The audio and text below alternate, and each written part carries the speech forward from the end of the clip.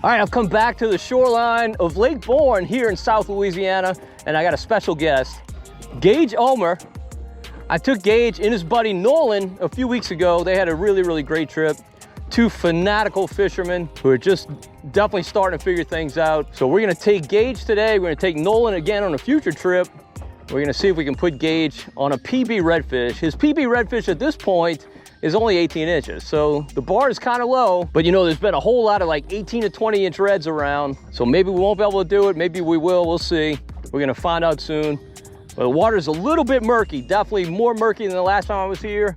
But I'm hoping as we push back into the marsh, it gets cleaner. We'll find out. All right, I'm in search mode, of course. Trying to fish mostly new stuff. So I'm starting with this green hornet matrix shad. I mean, it's really grown to be my favorite. I mean, it's my go-to all the time. Just super effective in really any kind of water. Gage is throwing an LSU tiger bait, that purple and gold matrix. Actually, that's probably a better choice because this water, as I mentioned, has more color than I'd like. Now we're fishing the afternoon, as you can tell. It's currently almost 4 o'clock. Yeah, something hit me right up here, Gage, right off this point. I think it's probably little trout. Glad I didn't catch him on my first cast. We got about 4 hours to fish, that's it. But we wanted to fish a falling tide, which we should have right now. I'm hoping we do. Can't tell yet, but once we push back into this marsh, we should be able to tell. You got bumped? Probably did. Yeah. You probably did. Yeah, some little trout there, I think. I'm shocked at how low this water is, surprised. Maybe it's been falling here a little while. I'm kind of blazing us. I'm trying to get us up to this bayou here. I've never fished this bayou. I've fished 2 of them farther down that way, which we'll hit once I confirm that this tide's falling. All the bayous I fished last week had really good depth. I'm hoping this one does too. Really good depth water. What's good? You know, for a little skinny bayou like that, like 6 or 7 feet. Not much water out here. All right, we go. 4 feet. There we go. This is what we wanted. We got the depth we wanted. We just don't have the clarity we wanted. So funny how every day is different. Tide's falling for sure. This water's bad. That's our limiting factor. No confidence in it. A lot of bait. I saw a lot of bait last week, but we got to get out of this. We got to find better water. All right, Gage and I made a move because that water was just so bad. Just no confidence. And now we're starting in an area that has some better water. It's not ideal. It's not what I'd like to see, but it's considerably better than what we left. We're gonna see if it holds a few fish.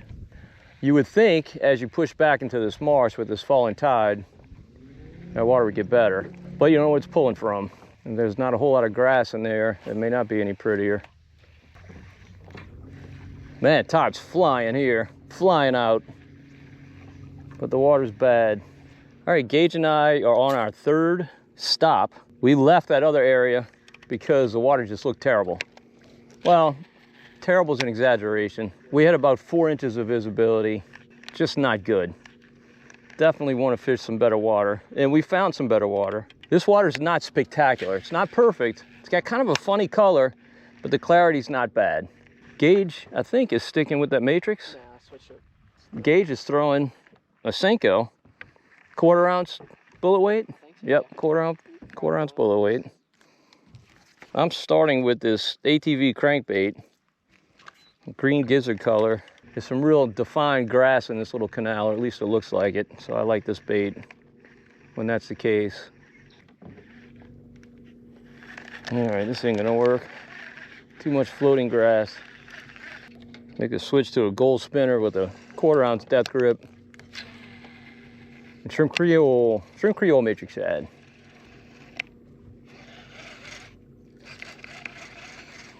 Good Lord. It's just all this floating grass. There he is. Oh my God. What you got? You lost him? No, we still are. Still got him? Redfish? All right, get him, Gage. Gage got him a red.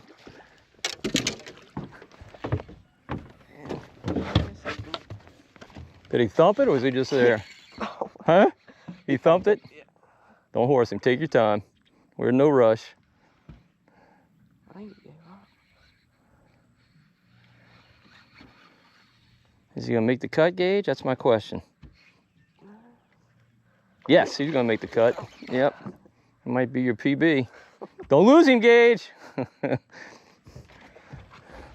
We go where he goes. All right. Yeah, that's a good fish.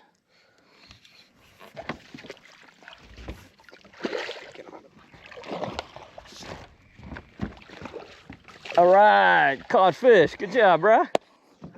There we go. Fish number one of the day. It's about a, I'm gonna say 19-inch red. Barely hooked. No, he's not barely hooked. You got him good. All right. All right, hold him. Oh, you can hold him like that if you come. There you go. That's better. That's a good look. All right, let's measure him just to make sure, but I'm almost positive he's about 19. Oh yeah, he's good. He's good. He's 19 or 20. Good fish, man. Yes. Gage talking trash. I love it. Gage said Gage 1, Marshman 0. And you're on the back of the boat too. Good Lord, it's hot. Water temp 92 degrees. Thank God every season is not summer. Oh, look at the red. Look at the red. See him? You see him? Look, that's a redfish. Get him, get him, get him. Throw to him. You see what I'm talking about? Right here.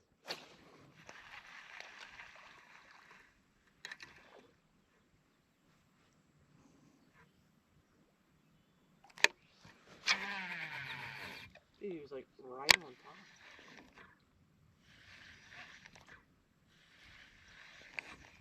He was getting off that flat. That was hilarious. He's still in the, oh, there he is. See him? You gotta throw way out in front of him.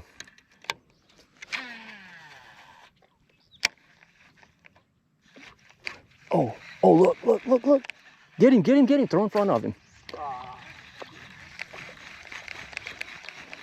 See, I had grass, so I spooked him.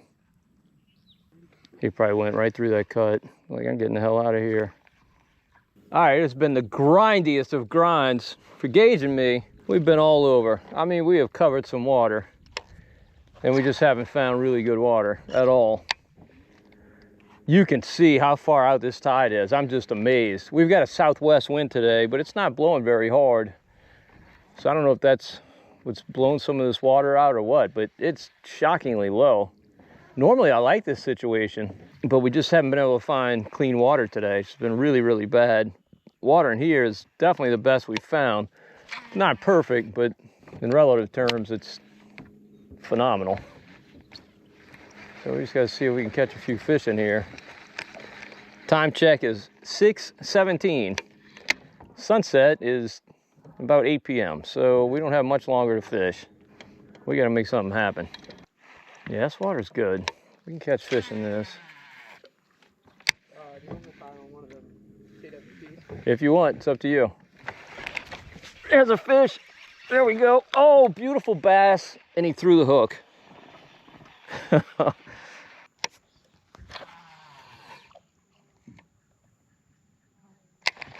Oh, hit me on the way down.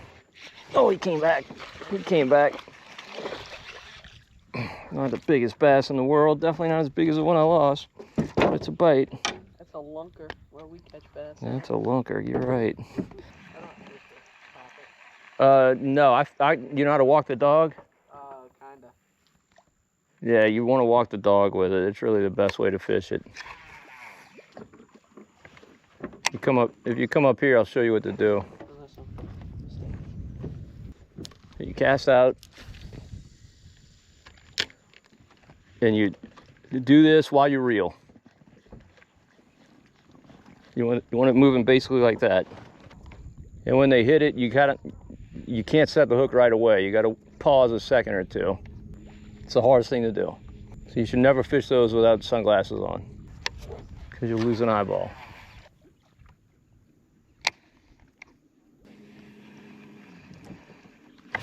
Oh, there's one. Speckled trout.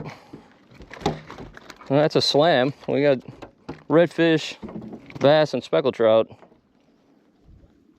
This guy, man, he would have made it last year. He's not gonna make it this year. Yeah, he's 12 and a half. There he goes. Gage, with that sun out, you might want to throw whatever else you got. I throw this crawl. If that sun gets lower, then you can switch back to that TWP. I just don't think I hit it yet. What do you have on? Right now I got a Matrix, Green Hornet.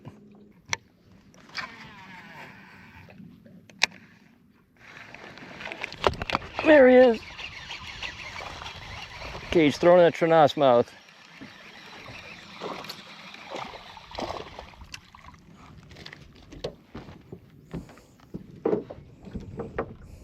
Right on. That's why you fish the Louisiana Marsh. Giant bass. Oh, dude, something's toying with it. Get him. Oh, you missed him. I don't want to criticize your hook set, but it was... Well, less than spectacular. It was pretty sissified. Well, I get one. No, across his eyes, particularly with that not exposed hook. This water's 93.4 degrees. Just incredible. Fish are sweating. Yeah. Oh, there he is. What you got, Gage? Redfish. Redfish. Gage just wants to catch redfish. All right. He's not making the cut. He's not? Nah, he's fighting like it now. Wait, that's not a red. Yeah, it's a red. Sure it is. He would have made the cut before the size change. He's over 16. He might be over 18. He's bigger than you think he is. Get that fish in. He's going to be close. I'm saying he's a hair under. He chills out. All right, take him off and let's put him on the tape. You need some help? Good job, Gage. On the Matrix crawl. The black and red one. I can get it. Looks like a cockroach. I don't know what they call it. Let's see. Was it? Yeah, you did that to yourself, dude. Idiot. There you go. He's 18. All right. Keeper fish. We're going to take him home. Good job, Gage. Not as big as your last, but plenty big enough. By 1/8 of an inch. Let me show you that Matrix crawl. It's a great bait. I kind of don't fish it as much as I used to. I don't know why. Just kind of, you get away from fishing certain baits. But I love this thing. I used to catch a ton of fish on it. All right, time to roll to the last spot. We've reached the end of the road on this one. All right, Gage and I are making our last stop of the day. I'm gonna throw this Zimmer Swimmer 1/4 ounce bullet weight 4/0 extra wide gap hook. Gage is throwing a Popar, well actually an H2O Express TWP, because as you can tell that sun's getting low on the horizon. Time check is 7:08. Might be a hair early for the TWP, but they're gonna start hitting it at some point.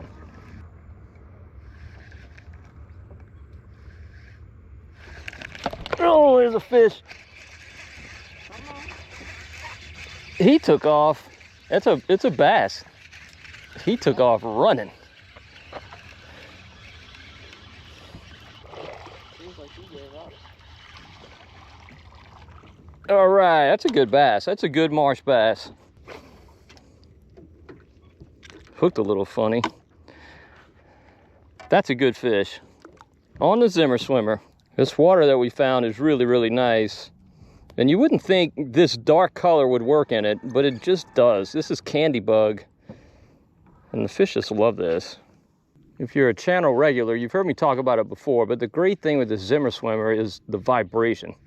It's a rib bait. It gives off an absolute ton of vibration. Plus it's got a hook tail that gives it a ton of action. I had this thing in a pool a few weeks ago and really could not believe how good it looked. I know fish love it. See, it's got that hook tail and it just constantly moves. Perpetual motion machine. Now, Gage and I haven't set the world on fire, that's for sure. You don't really expect to in the summer. We've had to move a whole lot looking for good water. Found some pretty good water our last stop and really the best water of the day here. So this is definitely where we want to close out the day for sure. Fish our last hour. When these fish should get most active. Summertime fishing these marshes, you definitely want to focus on the edges of the day, no doubt. That's when these fish are most active for sure. I mean, water temp even in here is 92.4, really, really hot. Very hot water. Seen it as high as 94 today. That's hot.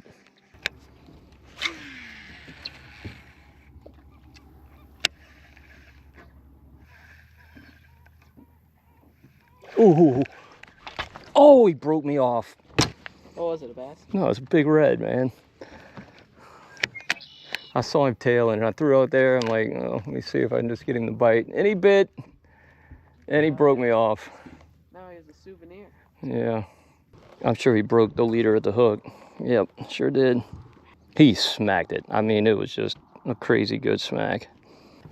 Yeah, he was a big red. Like he was a jumbo.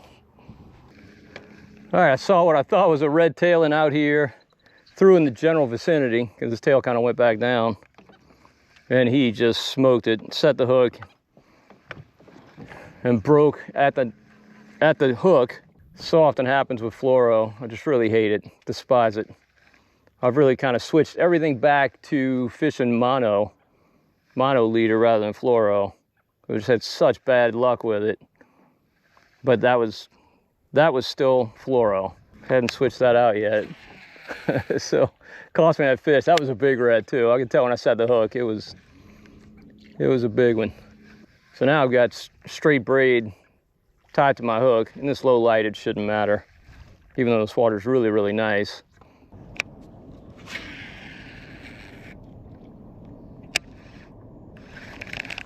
There's a fish. That's a bass.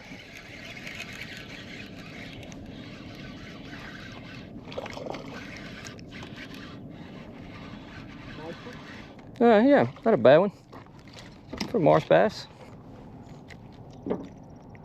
Good to see these things coming back. So good to see. Sun's getting low, Gage. This would be the time to throw it for sure. Not that they wouldn't hit what you're throwing. Believe me, they would. But if you want to get something on top, now's the time. I hope you whack them.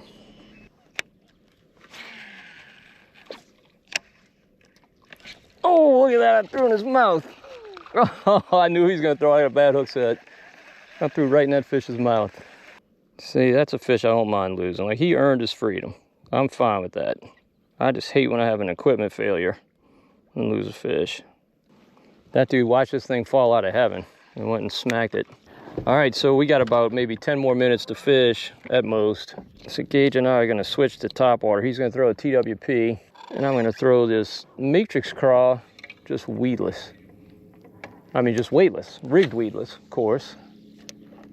And just drag it across the top. I've had great success with this technique late in the day. Also sometimes in the middle of the day. Ooh, get him. Oh my. There you go. There you go, Gage. On your pop bar. Way to stick with it. Ooh, we took that out of the mouth. All right, there you go. Good fish. That's awesome.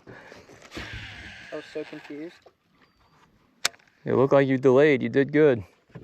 Gage delayed his hook set, which you got to do with these topwater baits. You need some pliers? Yeah. It's the kind of hit you love, where you know they got it. On the pop up. That's crazy. You ever notice how you get on cooking kicks? Definitely true for me. You kind of get in ruts where you cook the same thing over and over again. I used to all the time make fish cakes and really just kind of got away from making them. Don't know why, because they're absolutely delicious. I'm gonna make some tonight. I'm gonna show you how I do it. All right, first off, you need the Trinity. Just noticed all I have left is half an onion. That's fine, don't need much more than that. So we've also got some bell peppers and of course celery. Also need some mayo, some hot sauce, Worcestershire sauce, dill weed, crab oil, salt, and some fish. All right, first thing we're gonna do, I got a pot going here on the stove. It's almost boiling, not quite there yet. I'm gonna add some crab oil to that. I really like the liquid crab oil. I use this Zatarans. I get this cheap at Sam's, lasts forever. Definitely prefer this to the powder, no doubt about it. And then I'm gonna add some salt, pretty good amount of salt. I'm gonna stir that up and taste it. I want it to be a little bit too seasoned and a little bit too salty, if that makes sense. If the water tastes too seasoned and too salty, it's perfect. All right, definitely needs a little more salt. All right, while that water's coming to a boil, a couple of products, or a couple ingredients that I failed to mention. Definitely gonna need some sour cream and some butter. Also, you need flour and breadcrumbs. Hopefully you got those in your pantry. All right, now that our water's boiling, we're gonna go ahead and add our fish fillets.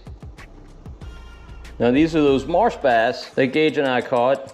Now you don't want to cook these long, maybe about 2 minutes or so. You got to return it to a boil, cook it about 2 minutes and let them soak just a little bit. And while that's going, we're going to get everything else ready. All right, I got all members of the Trinity in this food processor. Go ahead and chop that up. All right, there we go. You can chop that by hand if you want, but this is a lot easier. Now I really haven't made this in a while, as I mentioned, so if I forget something, I'll let you know. Put that whole stick of butter in there. An entire stick of butter. We'll go ahead and put our veggies. Let those start getting soft. Few things smell better than the Trinity cooking in butter. Whew. Okay, you can see our fish have come back to a boil. We'll let that go about a minute or two, and then we'll cut the fire off and let them soak. Now, some people are squeamish about keeping bass to eat, and I get it. If you live in an inland lake, you definitely don't want to deplete your resource. But here in these South Louisiana marshes, they're absolutely overrun with marsh bass. They don't get very big, maybe a pound, pound and a half on average. And so we do keep them and eat them. I don't keep every one I catch, not even close. But if I'm looking for some fish to eat, man, it is hard to beat these marsh bass. They are really, really good, and they're great for this recipe. All right, our fish are definitely done. So I'm gonna go ahead and cut off the fire and just let them soak just for a little bit, just to soak up more of that seasoning. All right, our veggies are nice and soft. I've got about a half a cup of flour here. I'm gonna start adding that. Don't know if I'm gonna use the full half cup, but we'll see. Yep, I'm gonna use the full half cup. Now we are gonna add some breadcrumbs too later. Oh, also realized an ingredient I need to add, milk. Hopefully you got some milk in the fridge. Okay, I don't have a lot of milk, but I don't need a lot. You just wanna kinda add the milk in gradually. I would say probably total we're gonna add maybe, I don't even think a half cup, maybe a third cup, quarter of a cup to a third. The milk binds with that flour and kind of makes it almost like a paste, kind of like the base for these fish cakes, not crab cakes. I do this with crab meat, and I'll do that one time for you, but pretty much the same recipe, just different protein. All right, we're gonna cut off the fire. We're gonna add some Worcestershire sauce. I love Worcestershire sauce, so I always add more than most people would. And then we're gonna add some of our hawk sauce, my favorite hot sauce, not a ton. 2 little dabs. Oh boy, does this smell good, as you might imagine. All right, we gotta take our fish out. Using a slotted spoon, we're just gonna put it in a bowl. Okay, and we just wanna kind of break up the fish with the spoon. All right, once we get that sufficiently broken up, we're gonna add our breadcrumbs to our flour mixture. Now these are panko breadcrumbs, just because that's what I have. If you have, Progresso or whatever, that's absolutely fantastic, that's great. These are not seasoned at all, so I might add just a little bit of Italian seasoning to this, just to give it a little more flavor. You can see I added probably about a half a cup of breadcrumbs. I do like my fish cakes to have a high percentage of fish relative to this flour mixture. All right, we put our flour mixture into the bowl and then mix that all up. Now you can stick this in the fridge to get it to cool off quicker, because you're gonna make these fish cakes with your hands, but I'm not that smart. So I'm just gonna let it sit here a minute. I'm gonna wash that pan that I'm gonna cook these in, and hopefully it'll be cool enough by the time I'm done with that. All right, hopefully we're cool enough now. Should be able to make these into some cakes. Yeah, not too bad. You can make these as big or as little as you want, but man, my texture is perfect. Definitely happy with how these came out.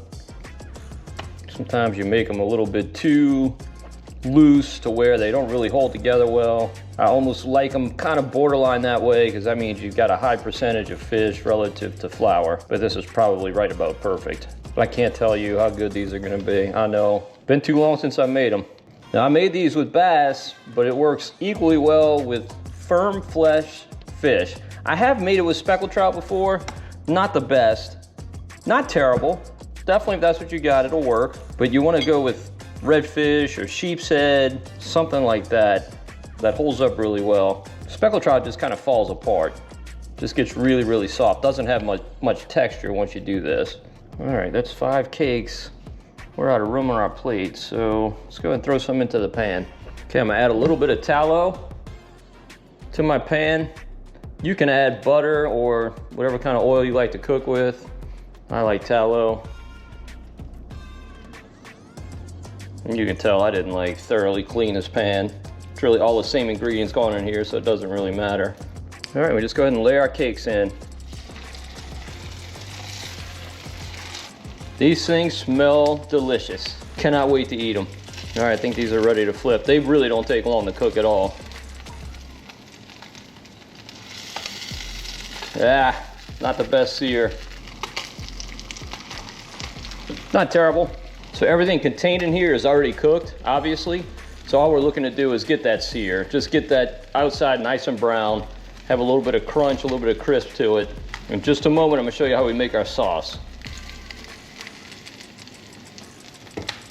All right, here we go. Taking them out. These are gonna be great. Okay, we'll add a little more tallow. Gonna have to do 2 more batches. I'm not gonna be able to fit all 4 of these in one pan. All right, let me get to work on that sauce. Super easy. I usually just make it in this kind of mixing bowl right here. All right, we're gonna add some mayo. We're gonna need a little more than this. All right, fortunately I got some more.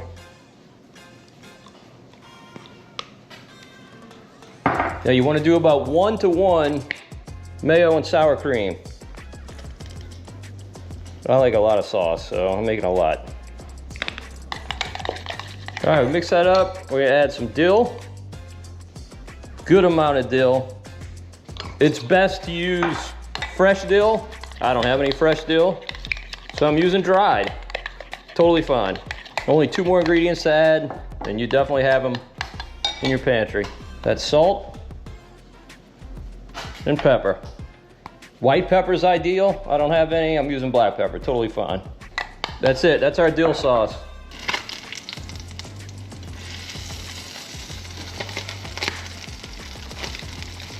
All right, that's a better sear. A little more patient with these. All right, here we go. All you do, take your fish cakes, top them with your dill cream sauce. Yes, I like a lot of sauce. All right, look at that. How's that look? All right, let's see if it's as good as I remember. Nope, it's better. Delicious. I tell you, I went heavy on the bell pepper in this. So good. So delicious. I will be making these again soon. I'm gonna eat all of them. Delicious. All right, hopefully you enjoyed the video as much as I did putting it together. Shout out to Gage. That young man is gonna be a phenomenal fisherman. He's getting all this stuff figured out. Definitely has the passion. I really enjoyed taking him. Well, if you enjoyed the video, please give it a thumbs up. Also subscribe to the Marshman Masson channel on YouTube. And until next time, if we don't see you in the marsh, we'll see you right here in Marshman Masson. We'll be catching the ingredients to make something hopefully equally as good as this.